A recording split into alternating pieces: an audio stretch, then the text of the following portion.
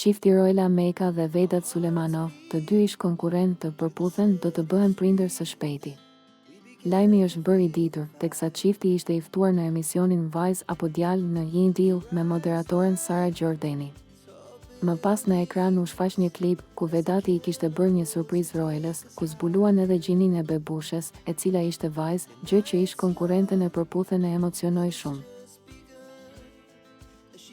Por surprizat e Vedatit nuk kishin fund. Momenti tjetër shumë i rëndësishëm në program ishte kur Vedati i propozoi Roelës për martesë. Roela pranoi duke thënë se ishte 100% po, por nga ana tjetër ajo u shpreh se Vedati do t'i pushonte zemrën me këto surpriza.